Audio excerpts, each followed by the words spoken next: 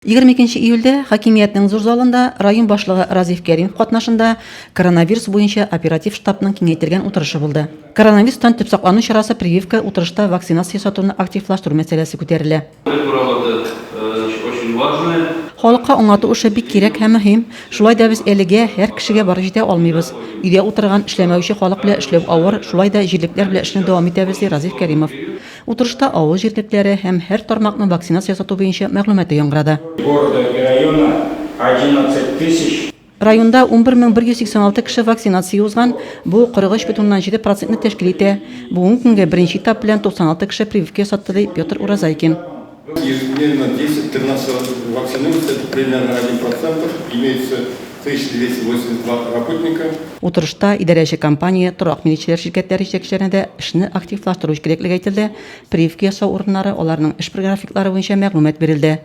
Оператив штаб утырышлары алга таба дәвам итә. Резима Кашапова, Денис Ипатов, Александр Тимофеев, Зәй хәбәрләре.